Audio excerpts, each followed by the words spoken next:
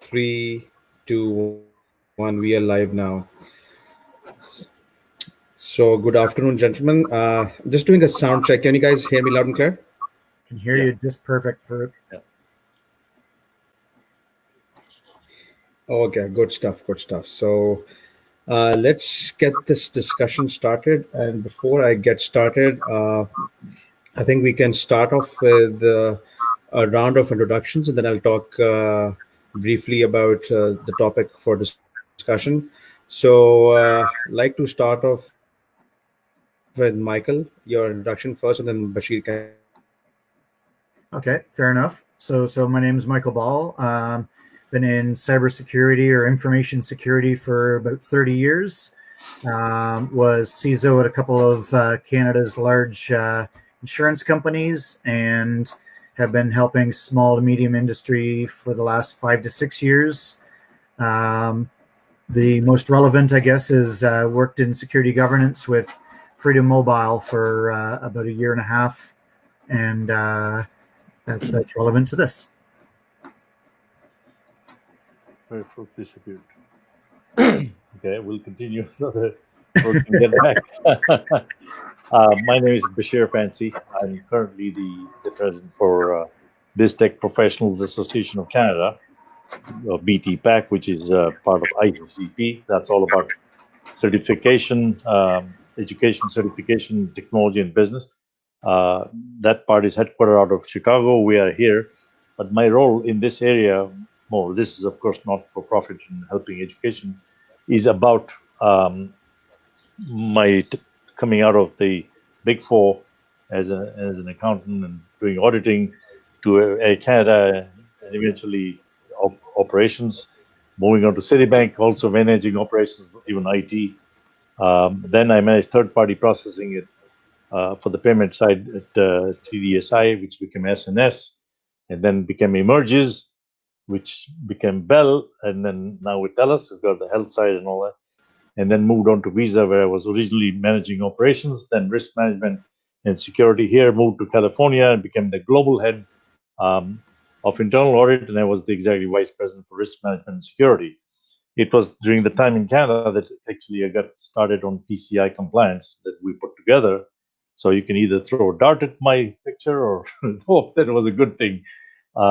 Came back and also helped Deloitte as a senior executive advisor, Grant Thornton. But all this time I had been a company doing consulting. So now we are here having worked with different companies, including like Michael mentioned, telcos, banks, World Bank, different areas, both in Canada and pretty much globally. So hopefully we can help share some insights in what challenges are there and how people need to address them, right?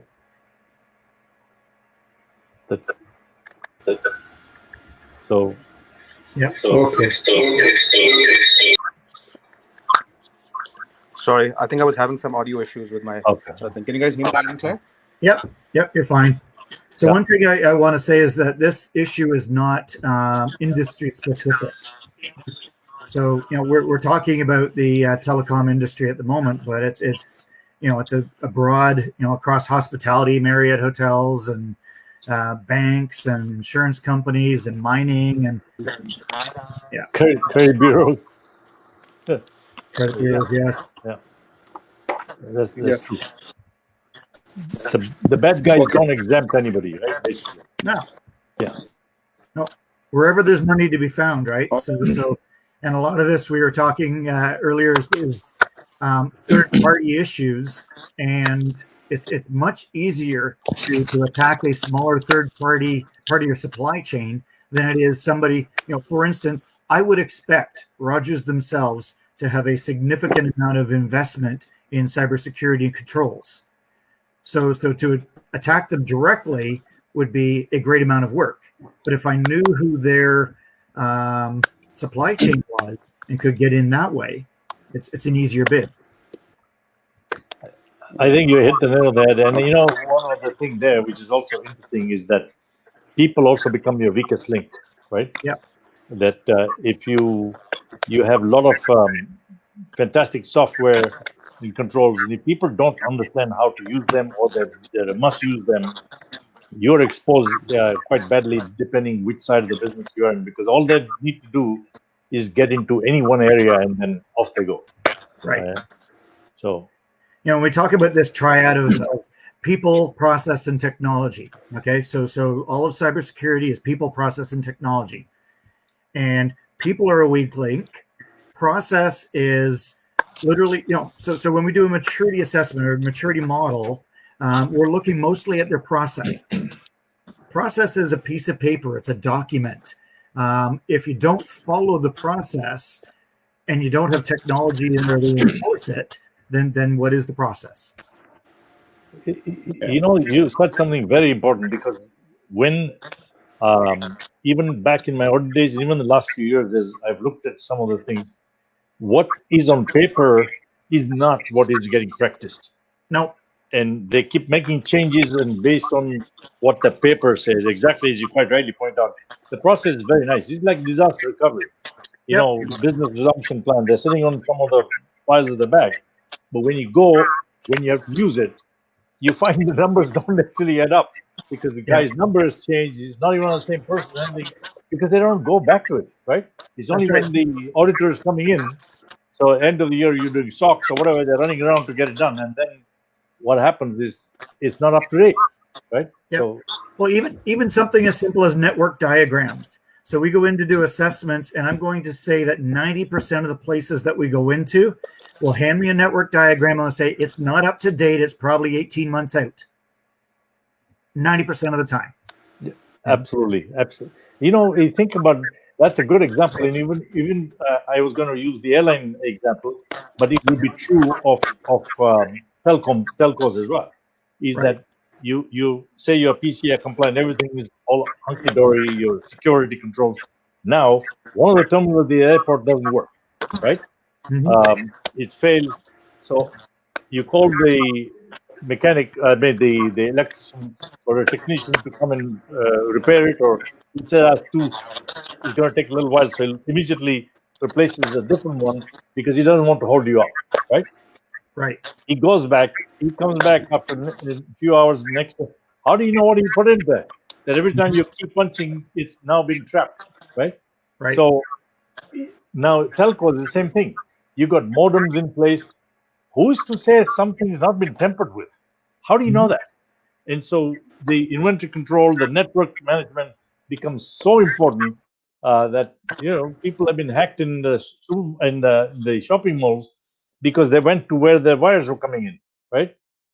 And you just put simple devices there and you capture information. So yeah, you're right. I think you touched a very important point there. So let's come to the subject at hand. So Michael, do you want to talk about the breach a little bit as to how the breach occurred, what went wrong, and just talk about that briefly? Yeah, mute. There we go.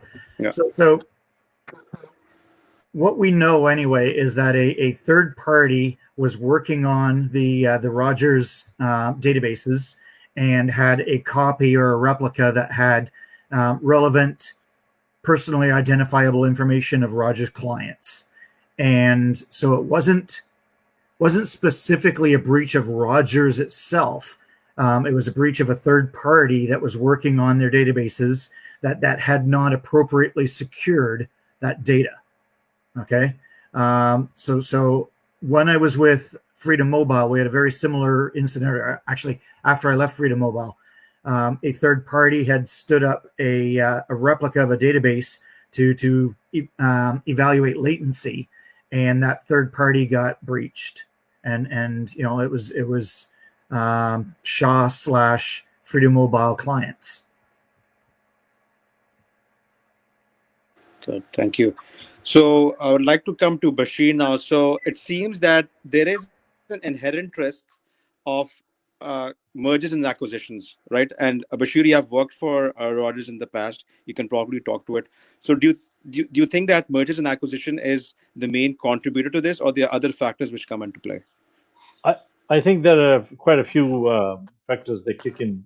So, and what I'm going to talk about applies to not just all telcos, but even other people, is that when you take over an organization, you take over an existing mainframes and employees of the other people, right? They may be using completely different operating system, perhaps networks, and you have that problem. Now, we know that mergers by and large are not very successful because of the cultures of those organizations, right? And the two things I've seen happen is that we buy out a company because it's good and they do well, but then you try to change them to your way of thinking, right? And it doesn't work very well. So that's just on the top side. But now when it comes to technology, you end up with having two different teams. I know of a couple of, if you were in Air Canada, you would have seen when you were flying as to exactly who was in Air Canada staff and who was Canadian Airlines staff. Or beg your pardon, Ward Air staff, because Ward Air were very, very good at customer service. It's not that Air Canada wasn't, but you could see clearly because the other guys went above and beyond. Now that once they got this culture together, it helped, and the system was one eventually. What perhaps has not happened at Rogers is because when you grow with acquisition, you have different challenges than rather than Bell and whoever else that actually had their own growth, from whatever they'd built.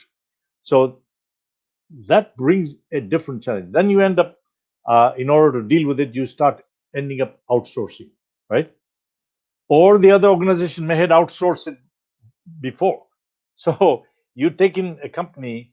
I remember one of the challenges they had faced, and which was public information, so we're not giving you any secrets here, is that they had announced that if you're calling any other Rogers customer, there's no charge long distance as long as the other guy's on Rogers. Problem was that you're calling Vancouver, you're coming out of a different system and you're entering a different system, so there was no way of them tracking. So now you'd get a bill and you're saying, why am I charged this long distance charges when you told me it is not because they were trying to be bad, is because this was the challenge. Then if you remember, they acquired Fido on the cell side, and there have been many others. So that challenge is something that every company has to deal with. Some do better job than others, but that is a challenge regardless. So that's one part, the culture. Then question is, do you bring the systems together? And many times what happens is they got so many other pressing problems, right, that it gets left behind and said, oh, it's working, fine. We'll come back to it. And like we know, when you start making exceptions, you don't go back to it, right? And then you superficially do. We've seen exceptions that become the rule. So I understand that few other companies, including they perhaps are still dealing with some of those challenges, right? So that doesn't help. And I think what Michael talked about, when you outsource, the third party gets compromised, and you can quite, legitimately in one sense claim that it was not us. But the problem is that you are the one who gave them the data to do work for you, right? So what controls did you place on that, right? And what oversight do you provide? How are you training them?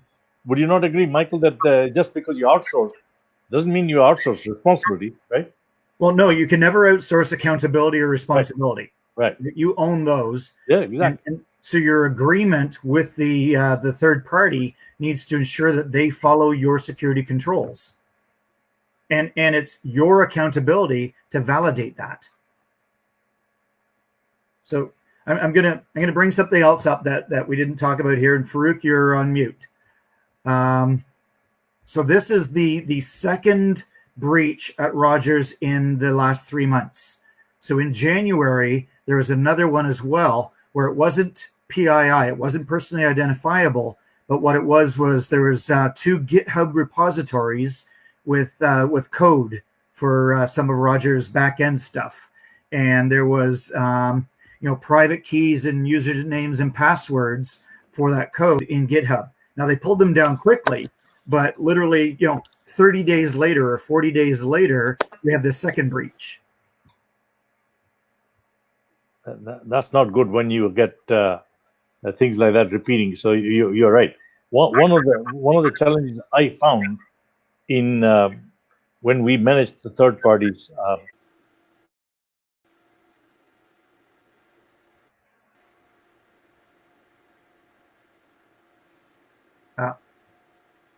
Bashir, you're on mute. I didn't notice that. Thanks. What I was saying is one of the problems with the outsourcing that they've done, which you brought up a very good point, is that we didn't outsource. No organization outsourced because the other guys were fantastic at security. They outsourced because of cost. Right. Then, so that's one problem. Second problem is that did you when this is done, did they go back and make sure the contracts reflected that? Which means you can go and audit the people, review the controls that you have on paper. You go like if you're outsourced, let's say all the way to India, Philippines, or wherever far away. It's not easy to send your people in there to double check what's going on. So you have to check some things from here. So that's a little difficulty there. But regardless, what has happened is too often then the players change in between, right? Because staff to turnover is quite incredible. So when that happens, it's yet another problem because what was discussed verbally I may have had a conversation with Michael saying, by the way, here's what happened. Because we have good relationship, I won't write it down, but make sure it doesn't happen. But I'm gone now. So it's nowhere on the paper because I'm worried about me taking the responsibility too. So that also happens, and it doesn't help the customer because I talk about you own your data, which means if you're giving data to somebody, you better be very careful what you're giving away and why you're giving away, and then make sure that it's protected and the controls are in place and that you are doing the reviews. Not the same guy. One of the problems, Michael, from an audit standpoint, long time ago, I saw it, and even at least, is that don't send the same people in because what happens is they get so familiar with the process that they're not really truly audit because they become friends with the other guy, right? So he says, you know that we did this last time. You took a look at it and all is good. And they go, yeah, okay, they'll take a cursory look. That's not what you need. You need a guy going out there saying, I don't know anything. Show me. I want to see, right? And it starts the whole process. That's not how it's done. So there's a lot of holes plus transparency, right? Is this process transparent? Can people look at it right to the top, or are we sanitizing going up so that people at the top think all is hunky-dory because they're seeing some things which tell them, no, we're good, but we may not be good, right? Yeah. So Michael, coming back to you, and of course, I just need to unmute your mic. Sorry. No, you're unmuted now. Okay, you're good. So my question to you is that from the third-party oversight perspective, or from a supply chain management perspective, what do you think needs to be done? I mean, there needs to be an oversight. We all understand that. But how can that oversight be made effective enough or enforced in such a way that it's effective enough? Well, and the thing is that currently in our third-party controls agreements, we tell the third party what we would like them to do, okay? And we ask them, are you okay with this? Are you doing these things? And we take them at their word for it. I really believe that we need to enforce that and do the audit ourselves. So we're accountable for the fact that the third party is putting the due diligence and the controls in place. You know, from a contractual perspective, they're accountable for the fact that they're doing it, but we're accountable to the data. Yeah, makes sense. One of the point to add is that. Okay, did we just lose Bashir? You can unmute yourself, Michael. Yeah. Yeah. Did we just lose him? It looks like we've lost him. He might have to come back in. Okay, so while he's coming back, we were talking about third-party oversight and supply chain management. And I know I think I did a webcast with you a year ago, or a few months ago with regards to the Capital One breach, where a developer at AWS had access to production data. Yep. So, I mean, and from that perspective, I mean, it's clear that, I mean, this in this case, there was a third party who had access to production data. What can the institutions do in order to ensure that the vendors or the third party which they employ do not have access to production data? What are the best practices around that? Well, and again, it's all we've done is we've moved the location of the data. So when it was at home, when we had the data sitting in our data centers, we had a series of controls in place, and we could monitor and understand who had access. We didn't even really do that well. Okay, so even in our own data centers, there was an awful lot of data lost, and but we had tooling and we could do monitoring. When we move that data out to the cloud, we seem to be doing less monitoring of who has access and who is doing the access. There seems to be this misconception that the cloud providers are going to secure it for us. We really need to own that data, and if it's a third-party provider, maybe we own the database and give them access to it rather than hand it over and say, here, make a replica of this. Right. Sanitize the data, right? Yeah. Absolutely. And that's a very key area, because you see the whole system of having scripts and a database that you can use, replicate the applications and stuff like that that you want to test, but not the data better be totally clean, otherwise you're asking for trouble. We have seen fraud, Yes. by the way, on the credit card side actually happen through the development system. So that's a very important point you're bringing up. But it actually brings in the training too, right? I mean, if people don't understand how you're supposed to test and do that, we haven't even talked about the fact that through the COVID-19 crisis and what is happening, the world is not going to go back to what it was before. This is going to be a new normal, right? How are they going to deal with these challenges we're talking about right now? When you have people working from home, your systems are going to be exposed, because it's not the time when you could image the system and say, all right, they can't touch it. Well, they will be able to touch it. Now what? Yeah.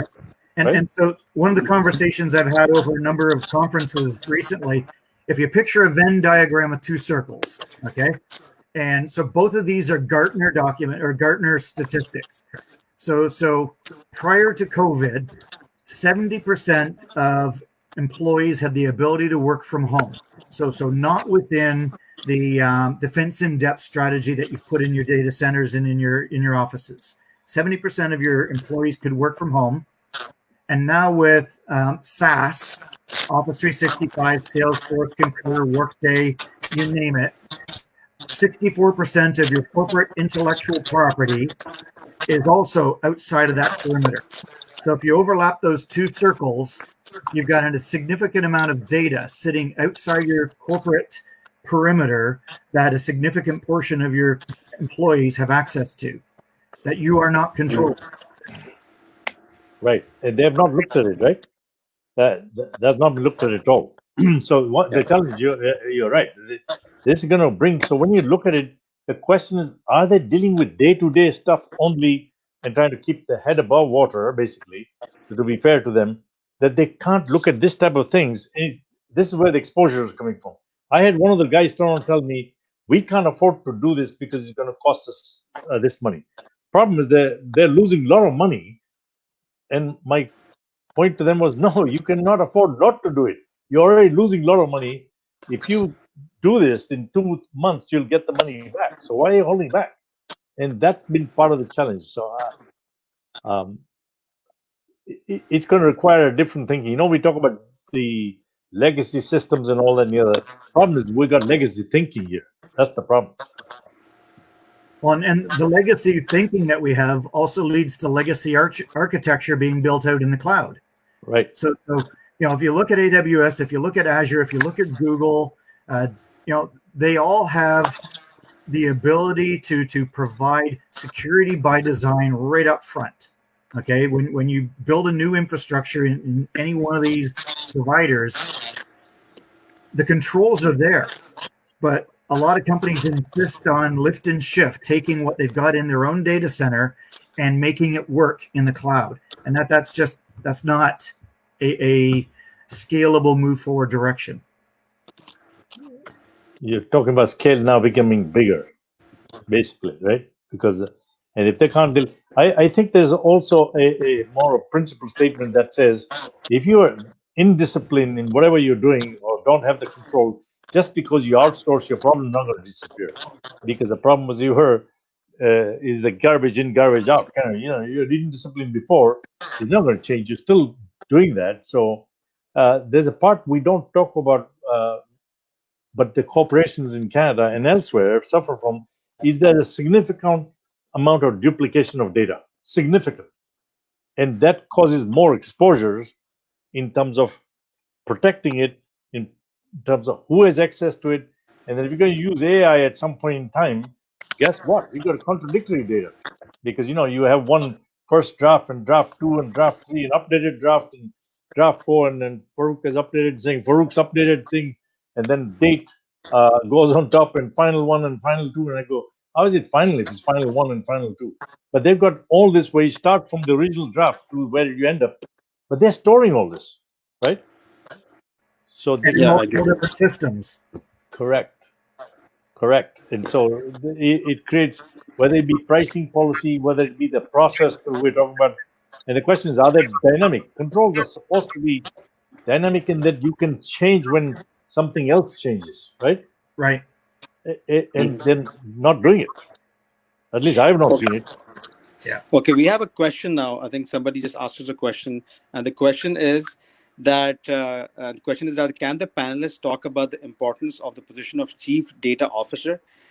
In your opinion, which industries are embracing this position better than others?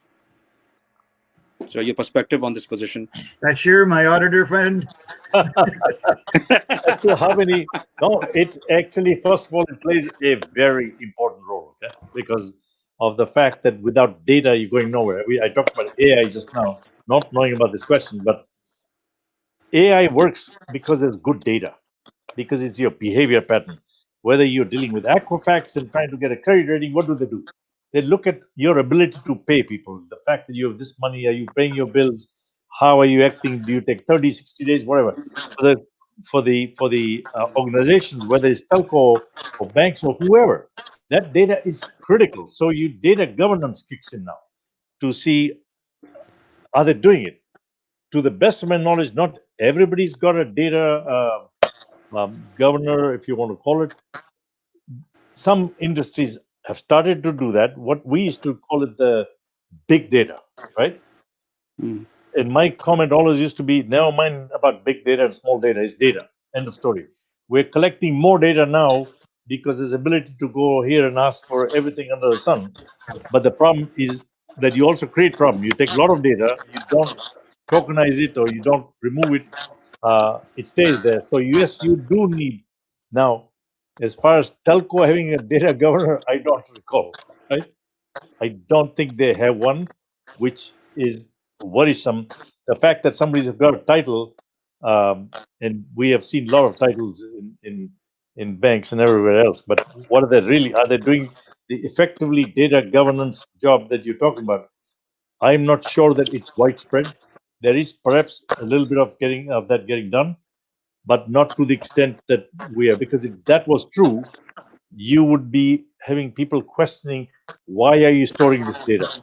Earlier I was talking about the fact that you download an app or flashlight on your phone, and it takes your camera and microphone. For God's sake, this is a flashlight application. Why the heck is it asking you for your files and camera and contacts and all that? So we have never questioned that.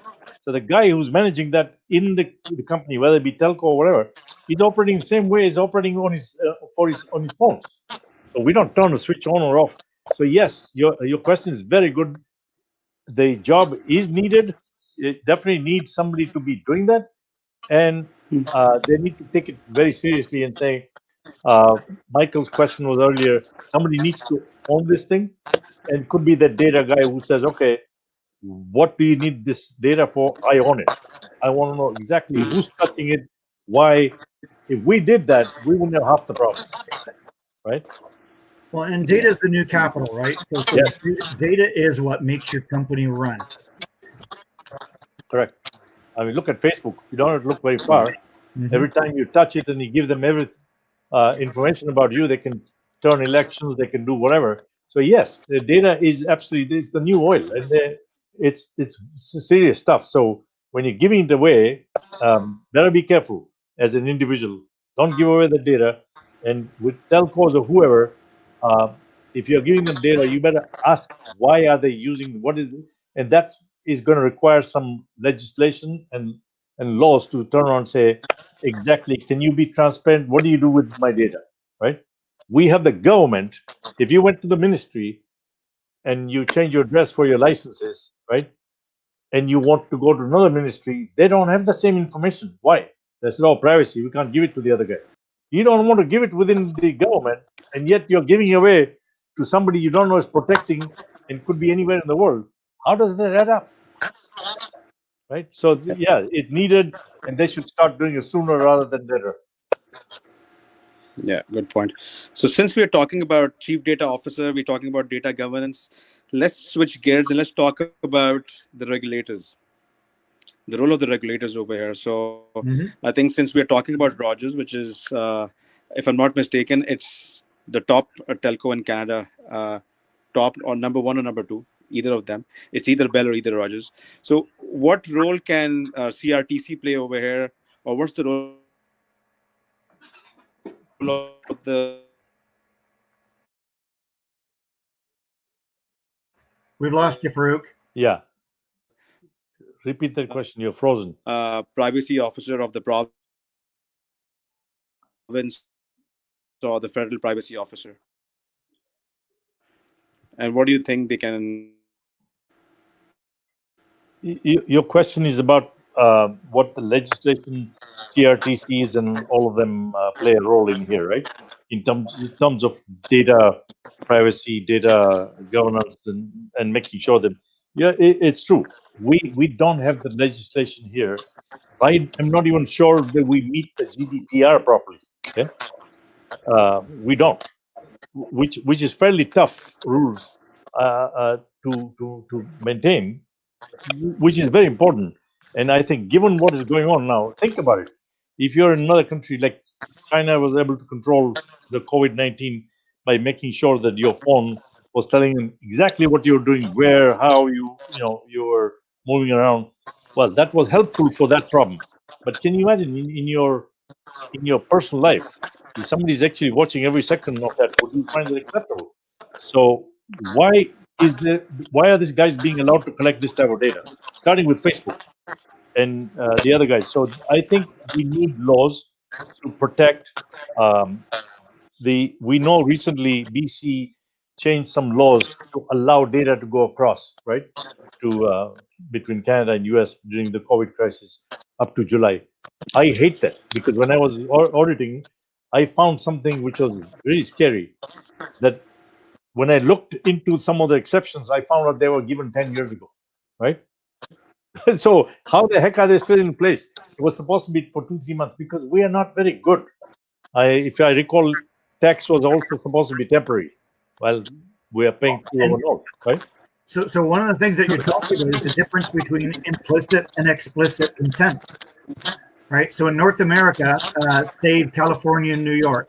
In North America, we have implicit consent. So by filling out a form with your personal information, basically you're saying that I'm going to trust you as a company to use it to my benefit, right? Whereas explicit consent, GDPR, says, here's how I'm going to use your information. Is that okay? Before you even collect it. We don't do that, right? No. We hand out the data and they use it. I mean, it takes, if you go on Google and you do search on something, there 2 minutes later, not even 2 minutes later, seconds later, you got about 10 ads for that product coming from different places, because they're working with the other guys. And I think that, and they're making a lot of money. I wouldn't mind if they were doing that and that money was going back into your communities. It's not, right? And then they are registered in tax havens and they don't even pay tax, right? So How is it helping any of us? But again, so this goes back to data is the new capital, okay? And sharing of that data is a revenue stream. Absolutely, because it's your behavior pattern, right? Absolutely, I agree with that, and I think that we need to be that legislatures, as we know that Dr. N. Kowikin was not happy about the fact that they put this exception in from BC, and we do it with them good intent, but the unintended consequences are pretty serious. So everybody who's in this business should actually turn around and look for explicit, approvals that I am going to use it for, which comes back to transparency. That if you're going to use my data, you better talk to me and get my permission because I own my data, not you, right? Or at worst, jointly owned, right? But you can't go do anything without getting my approval. And we're going like that to in the medical world, right? That you own. Otherwise, when you go, somebody's got your medical records, and you recall in the past where to go take another X-ray and expose yourself and the cost because that doctor won't pass on your record to somebody else. So we can't have that type of thing. So it's got to be a system. It can only come. We don't have. I can tell you one thing: technology companies are not going to change unless the government has legislation to make them do it. Unless there's financial teeth. Correct. It's where you can actually, we got PIPEDA, but Yep. PIPEDA didn't have the teeth to go charge people. No. So what is the purpose of that? Any legislation, if you can't charge it, like cop can stop you for speeding and say, "Hey, bad boy, you can't do this again," and you'll do it again because what is the consequence? We're going to stop you and waste a minute of your time or 5 minutes. They need to turn on, be able to hit them, as we are seeing with COVID crisis. Like people got frustrated. Now they started handing out fines, right? So you need to be something where companies feel pain. Don't give them a $500 or $1,000. Facebook laughed everybody in the face when they paid $5 billion fine because it's nothing. But they make a lot of money in revenue, and the stock went up, so they made the money next day. But we need to make sure that the legislation is there. Okay. So yeah, go ahead. So you just said something there. Reputation. Okay. So after a breach, the stock market goes down significantly, and we've seen this time and time again. How come within a year of a breach, those same stocks are up beyond where they were originally? Why is that? You're asking a very good question. I have some views. I won't express them here, but I can tell you it doesn't add up, right? Yeah. So any news is good news, right? Bad news is good news. Just getting your face in the papers. Correct. That's absolutely exactly. It's marketing, right? Yeah. Be it bad publicity or publicity, it is publicity. You're making it to the headlines. You're getting some brand recognition. I mean, in some way or the other. So that happens. So I have a question for you both. So so the PIPEDA got updated 2018 November. A new version of PIPEDA came, which is like PIPEDA 2.0, which was updated on the lines of GDPR. Do you think the new PIPEDA is effective enough, especially with regards to mandatory breach reporting? I have opinions on this. You know this. Go ahead. So in large industry, less than 70% of companies actually have a breach plan in place. Okay. November 2018, PIPEDA said you have to have a breach plan in place, and you have to be able to show the privacy commissioner, okay, that you have a plan in place.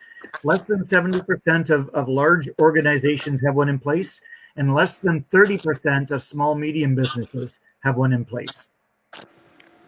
That speaks volumes right there. And that you can add Castle to that, right? Right. Because it's the same challenge.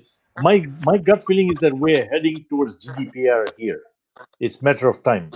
Because if we want to do business with Europe, which we do, they will not accept where we are today, right? Not for long.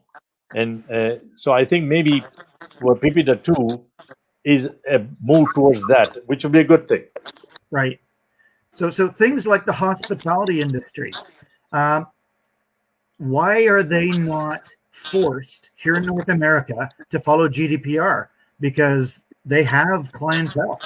You know, it's there's a number of industries where the clients, because we're a global, the world is global, internet is global, and the ability to segregate my customers to just a local area doesn't make sense. Correct. I think people should also embrace the fact that digital literacy, which we don't have, when you look at all the CRS scams that are going on, we had a block number, right? That if you register with in Ottawa with your number, that people won't be able to call you then. It'll block. Guess what happened? Those numbers actually somehow got into the hands of the people overseas. How? Because the companies themselves were involved. They said, if I make a call, I'll be in trouble. I'll outsource it to somebody who's outside the range of the law. If they call me from India or wherever else, it won't matter. And they will be outside of the... That type of thing has to stop. And it will only stop if there are 2, 3 things. There are laws in place to avoid that thing happening. I give you a little example of legislation, and it can't be like that. Yesterday, they were complaining about the fact that the governor in Kansas, right, said, okay, no more than 10 people, right, or 20 people, whatever it was, can get together in church or wherever. But they had 55 people. So they asked the priest, that you're going to be charged. He said, no, I won't, because there's an exemption for the choir, and the 55 people who were present were all singing, so they were all, the entire thing was a choir. So, I mean, he's right. The loophole was left there. Why was that loophole left? They could have said, okay, a choir, but no more than 10 total. Doesn't matter whether a choir or a cleaner or whoever. But they didn't do that. So was it politically done? And very good question. So I think even when it comes to telecommunication, for how many years people have been promised that, the cost will go down, this will happen, that will happen. It hasn't happened. So where's CRTC on this, right? So I think this is a very good point you're talking about. But when it comes to people that will have to be strengthened to really, and give commissioner the power to really charge people, right? Yeah, that's a good point. So I have a question, just changing gears again. So, Michael, do we have an idea of to how much of the data was, how many records were breached? I just read somewhere it was like small business. Do we have any information on how many records we're talking about for Rogers? I do apologize. I don't have that information. Okay, so so the reason why I'm asking this is that right now the dark web is putting up for sale lots of information, and this is information about mobile customers from different geographies. I mean, I know there was some information from Europe, from South Asia, which is up for sale on the dark web, and the feeling that I have is that this information, which was breached as part of the recent Rogers breach, would be up for sale on the dark web too. So I know one of the common questions which consumers will have is that, okay, what are they supposed to do? I mean, and if the consumers find out, or through the press or through CBC, that this information is up for grabs on the dark web, what should be done then? I mean, So just like any breach, I mean, all of this information is valuable. So if you've got a first name, last name, email address, in your telco, they've got your home address, like your full home address. They most likely have your date of birth. So there's an awful lot of information there that could be used on the dark web for identity fraud, for purchasing new credit cards, all sorts of things. So, okay. Farooq, one of the interesting things, as Michael quite rightly pointed out, we don't know. We don't know how big the compromise was. But I only point to you, when Global Payments had the compromise, they said it was a taxi driver and it was only 10 people, and it was then went to 100 people, then it became 1,000, and eventually went into a few million, if you recall, right? Mm-hmm. So we don't know. The truth is we don't know. And that's always worrying when you know that you've been around this type of breaches and you're told one thing and slowly, steadily, and it's not that anybody's lying. It's possible that they may themselves not know how bad it was. They know about this. Is what they don't know is what worrying all of us, right? Yeah. Yeah. And that was So been we my just yeah, go on. issue earlier, is that in January there was a breach on GitHub of a certain amount of data, and then a month later there's a second one now in Amazon Web Services. What one's next? Right. Yeah. Exactly. Yeah. Yeah. So just coming back to the point about what can Rogers do for those customers. So I know when the big Equifax breach happened, lots of their affected customer, which was almost half of the North American population, were offered free credit monitoring. So I think that's something which might be on the cards. Do you think that's something which Rogers would be offering to their customers? I would imagine so. Rogers doesn't have a credit monitoring service, so they would have to go back to Equifax or one of the others. It's Right. kind of funny that Equifax was providing the service for a breach that they instituted, but Exactly. I mean, think about it. They're saying it was only small business. Why would they provide credit monitoring for the other people? So that's a problem. First, Yeah. people will look and accept. But you're right. At the minimum, if I was one of these users, even if they think they were not compromised, change your password. And for God's sake, don't put the password of your dog and cat and your daughter and whatever. Make it a complicated password, so that I know it's not easy to remember. Keep a little book at home, not on the computer. Some people are putting it on the Word document. No, write it offline and keep it securely if you can't remember. But don't keep the same password everywhere, because otherwise you'll get compromised. Even people like Norton Semantic provides you a service for a Vault where you create a complicated password to log into the Vault, and then it signs your different passwords. But that's number one. They should even perhaps advise Equifax and TransUnion that this has happened, and can you please keep it on a watch? And it'll be Rogers or whoever is the person that actually kind of was not careful with the data be responsible for it. And that's where the government should step in. I This should typically for tell my friends keep three separate sets of passwords. Yeah. So you would have your social media, you would have your banking, and you would have your corporate business. Right. And at minimum, like, make sure that they are different. Exactly. Exactly. Yeah. And that's the only, right now, I don't know. And for God's sake, don't go to crazy websites because you expose yourself, right? Keep it simple. Don't download every app on this. When I took the phone, I reset and I said, no, I only need these three apps. Oh yeah, Okay. but all So, my friends say that game is great. So Bashir, we have some questions, Bashir and Michael. So I think we have like about 12 minutes left. So I think let's yeah, talk about some questions. So our sure. friend from Pakistan, Hussain Hassan Ali, he's a chief audit executive at one of the large banks in Pakistan, and he's worked for the big fours in UK also. So he has a comment slash a question. He says that it is often a waste of resources to develop, publish laws unless compliance is enforced robustly. We see globally that some countries like Singapore are better disciplined at enforcing and implementing laws. What, in your opinion, is the situation in Canada, and how does that compare globally? So let's start with Singapore because I lived there, worked there, and of course I came from UK myself, from the auditing thing. Is that you're absolutely correct? No point having laws unless you are ready to enforce it.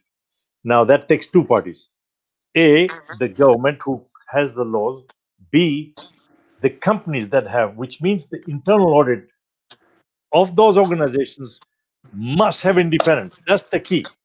When you don't have independence, as a guy when at Visa, when I was the global head of internal audit, I was not reporting. I was reporting to the chairman of the board because you need that independence to be able to call out whoever there's a problem and not be worried about that. That is not happening. If you look at internal audit here, in many companies, they're reporting to different people lower down, and to CFO. Why? If I'm the CFO and I've kind of screwed up or there's a problem, you will never catch that problem because I'll kibosh it. So you need that to go above. So that's one. Two, with that independence comes people. You make sure. One of the objectives I have always had in internal audit, you don't have anybody working there more than 2 years. That doesn't mean you're firing them. You transfer them to other areas to learn the business, right? And by doing that, you bring fresh eyes, fresh people to look at. Don't have the same people doing the work because then complacency, and when you get familiar with some people and processes, you don't look beyond that. You're comfortable because we're all creatures of habit. When you get a new guy who doesn't know that, he asks questions, and that's when you start to improve. So you need, so that this is a very good question he's asked, and I had to do the same thing at Visa as well, to make sure that we have the different people auditing, and then you look at then, but the people must not be afraid of auditors, which is also the climate we have created. You go, auditors say no, you can't do this, or you write it up and people get fired. That is not good auditing. Auditor goes in to understand, to work with people and understand. The mistakes happen for 2 3 reasons. The person either did not know, education, the process were not good, they were weak, or somebody does it deliberately. If it's deliberately, it's criminal, whatever, you come down very hard on that person and make an example. If the other two, you immediately start to examine what the process needs to be fixed, the guy needs to be trained, and then you give that particular area time to fix that problem. Not like 10 years, like 2 months, 3 months, whatever. But they only get the exception if they give you a plan that says, I will fix this, here's how I'll fix it. You buy into it and you monitor that, right? Which means you got a system to back you up. And at that point in time, if the exception is not done, those people are in trouble. If they are not getting the work done, then you have to make sure you stay on top to help them out. The second part, what I had done in the internal audit, I split people in my group into two, which is that I had a group that you could call on to get advice, but they were not the people who audited you. Okay, they were part of the audit thing, but I split them up. They went there and worked with you and say, you better do it like this or like that, and you would work with you. So they were there to help you, not to find faults. They didn't pass the information to the other guys, because if they did, I would have fired them on the spot, because you wanted people to get the chance, so that when the auditors went in, they saw, and we call it, when you give a letter to somebody rather than audit report. So you give the letter to the person in charge of that I found these problems, but I'm not writing you up. I'm giving you a chance to fix it, okay, with a plan. So when they come up, that letter disappears and everybody's good. So then they are willing to bring you in. If you keep the relationship that we've had in the past, that I go right up and people get fired, I would never accepted the job. I'm a business, I'm a builder, right? So to me, that's my 2 cents. But it was a very good question indeed. You're advertising my business, Bashir. That's right. Any other questions there? Good. Good. Okay, I have another, and that's a really good. What happened, Farooq? You're there?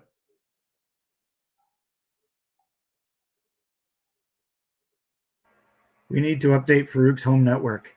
That's right. He's on 312 baud modem. Okay, there we go. Okay, did you guys hit the question? Do you want me to repeat the question? Please Repeat. Okay, I'll do that. Sorry. So, what is the way to manage data in a colonized world where companies and states sharing data on while there is no single framework regulating all? For example, the tech giants in the US. Right. Go for it, Michael, and I'll tell you my 2 cents. Well, so first of all, I think we need to look towards GDPR with explicit consent, where the individuals that we're collecting data from are actually the owners. Okay, so they have the voting authority on what happens with that data.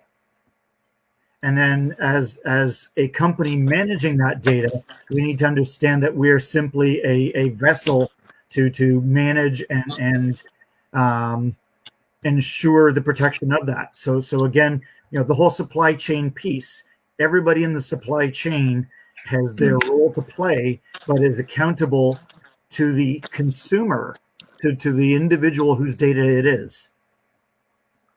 I totally agree that at the end of the day, when you sign an agreement, first of all, nobody should be allowed to put that 20-page and 50-page agreements and say click accept. It should be very simply upfront what you're signing up for, right? Number one. Number two, I think, as Michael says, now, are you look at there's another part I'm going to add to this, which I think when we had the monopolies and the telcos, the Bells and in US and whatever, they broke them up. They broke up Bell Canada in Canada many years ago. That's how we got Telus and Bell and Bell Alliant and so forth. I think the time has come that you cannot have companies this big, too big to fail type thing. So then you're forced to bail them out because the damage would be intensive. They need to break them up so that you cannot have one company dictate. You got China now building their own. If you recall, Huawei said, okay, rather Google said we're not going to support them, whatever happened, and they built their own web. So which means they're going to have Africa and other countries with them. Is this how we're going to operate? If we're going to work with each other? So they need to come up and say, okay, here's the standard, but break the companies up. And I had a view. In fact, we're going to be doing a session on this, but I'll give you a little taste of that here. Is that you take that company, you break them up, and create non-profit, community-based kind of companies. Well, not companies. They are not. By the way, unless people realize or not, Toronto International Airport, or Pearson, as everybody knows, is now world-renowned. Is voted the best airport in North America and is among the top in the world. They are not owned by the government. They're owned by a not-for-profit, and they bring in a fantastic amount of profit. So if they can do it successfully, that money goes back into the community or to help make things better.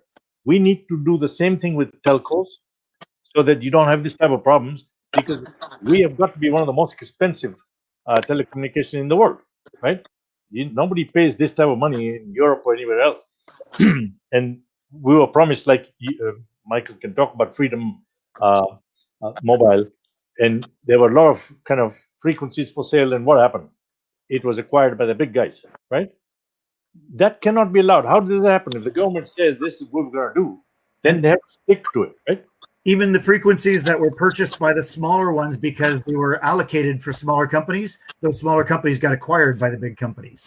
Correct. So specifically for those spectrum. Yeah, absolutely. So when you talk about how do you manage the data where the country is using it, the big company is using it, and I think it's got to go back to exactly what Michael said. The individual owns the data, and you are given that data only to consummate that transaction, not on permanent basis to complete that transaction. When you're done with it, you better be deleting that information because there's no reason for you to keep it. And that's what they're using at the moment. That is what needs to get addressed. So will they address it? That's a multi-million-dollar question. So if we follow this round circle, so GDPR right now puts a financial value on data loss. Okay, we're not doing that here. But what if we actually said that during a data loss or during a breach, we identify who was breached and we owe them a dollar amount for that record.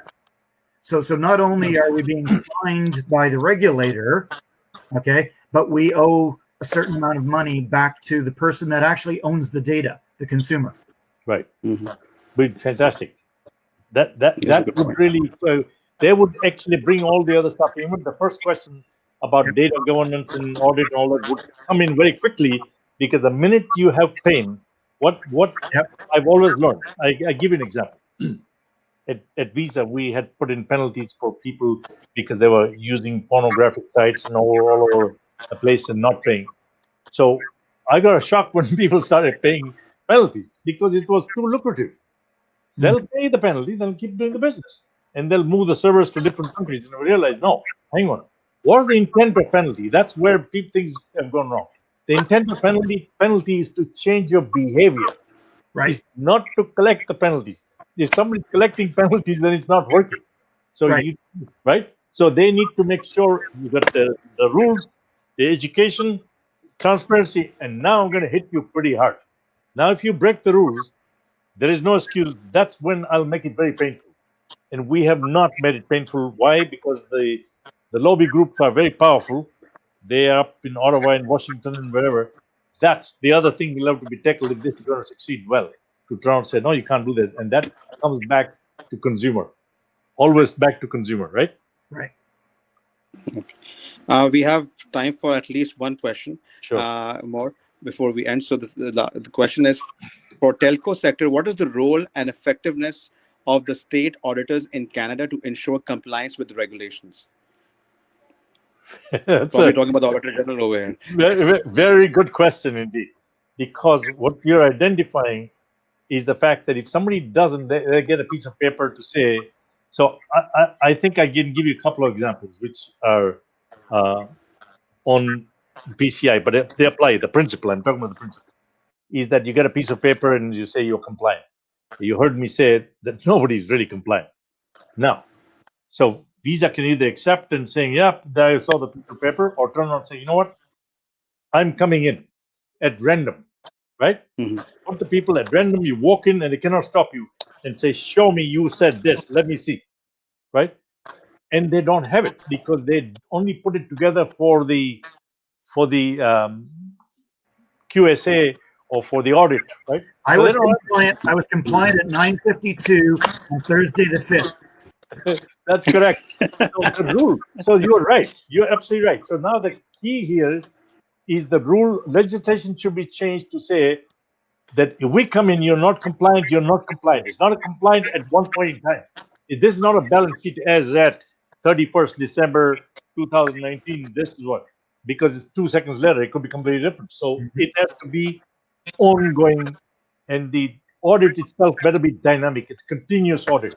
So if you're going to really fix this problem, you better start to have people who go watch regularly, not with any warning, no advance warning, to see, because as I said, the process in that binder up there is not necessarily what they're carrying out, and I've seen it too many times. So you start going, and when you do that, because they don't know when you're going to walk in, that is when people start to realize that I better, and you do it. You don't, it's like a little kid. You don't threaten a kid and say, if you don't do this, I'm going to count till 3, and you count till 2 and you see that nothing is happening. So what do you do as an adult? 2.1, 2.11, because the kid, because you don't want to go to 3. So you can't do that. You have to turn around and crack down to say that if we go in, you are going to follow it religiously. So that is a very, very good point that's been raised, that the government needs to now think about the fact that they do it for banks. OSFI does it. Why not do it for, have that type of regulators for this business? And I don't mean CRTC. I mean an independent people that you can't influence, right? They come in, they don't care. Their job is to review and then write it up. And they are looking at what you said you were doing versus what they found. Okay. No, thank you. I think we are at the 1 hour mark right now. But I think, anyways, Bashir and Michael, thanks a lot for an engaging discussion. I think I learned a lot. I mean, about the telcos and about what measures they should be taking in terms of managing third party. I got to learn a lot about your opinion about how efficient should our regulators be. But thanks again. Any parting remarks from you both? No, I would say from my side, thank you for this opportunity to actually talk to among three of us and everybody else. And if they've got questions, which they may have, because they'll sit down and then do that, and we'll do the session again to address those things specifically, right? Yeah, for sure. And I will share the video with you guys, so you guys can properly upload that on your YouTube channel. And I think for whoever who's watching this right now, I will share the video with everybody. And I think we just got a comment from Hussain. He's saying, excellent comment, Bashir. It is critical for all regulators to put their foot down. Yeah, I think as a former internal auditor and external auditor, I am a big fan of that the regulators should deal with such violations with an iron fist. But I mean, everybody has their own opinion about this. Right. Okay. But it's the only way it's going to work, right? Yeah. Anyways, Michael and Bashir, thanks a lot for your time today. And I would be sharing the recording with you. And until the next time we have our Facebook Live on some another engaging topic, chat with you later. Thanks a lot. Thank you, guys. Thank you. I need to run and get my GO train now. In your dreams, right? Only in my dreams. Thanks very much. Take care, Michael. Have a wonderful day. Farooq, and we'll chat. All the best. Okay. Thank you. Thanks a lot, guys. Thank you. Cheers.